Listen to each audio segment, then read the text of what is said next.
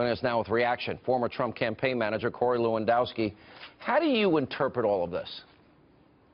You know, Sean, it's amazing, as your clips just demonstrated, that when it suits them, they call on Donald Trump to stop saying things that they believe to be incendiary and untruthful. But when Donald Trump wins the election, the largest electoral landslide since the Reagan re-election campaign, now they're saying, you know, it's the Russians' fault, that the Russians did something, that Julian Assange and WikiLeaks was all designed to help Donald Trump.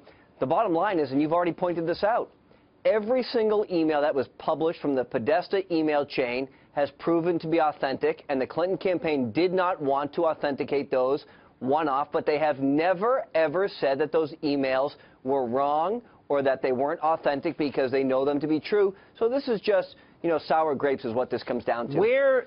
Tell me where the evidence is that Russia's involved. Now, the Daily Mail had a report yesterday about this guy, Craig, I believe his last name is Murray.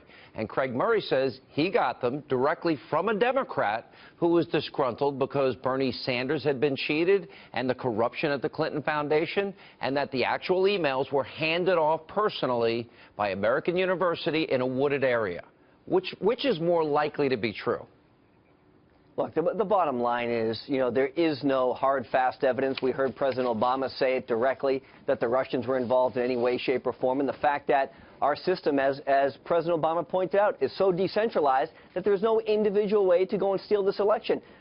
This election was not stolen. Donald Trump went out, he connected with the voters, and look at what the stock market has done since Donald Trump has taken over as a president-elect. It is through the roof. All right, so I hope that means more people have more money to spend at Christmas. So let's look at this objectively, though. So if we're to believe that that Democratic blue wall that broke down in Iowa and Ohio and Michigan and Wisconsin and Pennsylvania, states that have a lot in common economically, that those are the states, the only states that were the ones that were influenced by, quote, Vladimir Putin and Russian hacking, wouldn't it be more likely that it was the message that we can get America back to work, putting America first, bringing in manufacturing?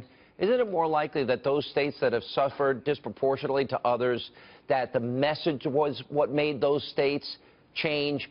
Otherwise, the whole country would have bought into the Russian hacking, right?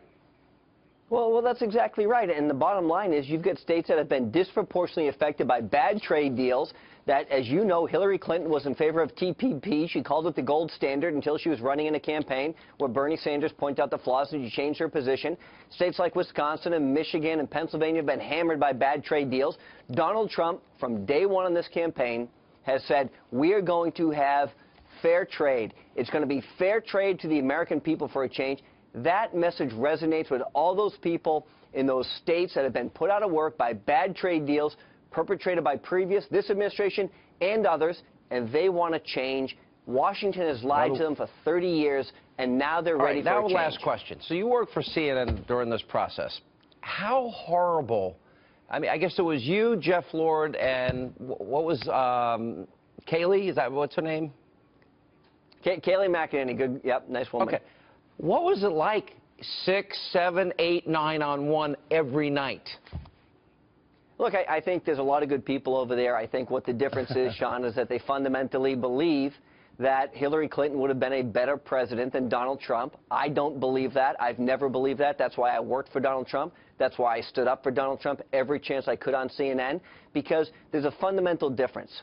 Washington is broken. And until now, we have not had a leader who has not been beholden to special interests that is willing to go and change it. Donald Trump is the change agent. The American people see it now. Now the networks are seeing it, and they are going to have a great year moving forward because Trump is going to change Washington for the better. It is kind of nice to hear your comments without David Axelrod and Van Jones getting in your grill. Corey, good to see you. Congratulations. Thank you, Sean. Merry Christmas. Merry Christmas, sir.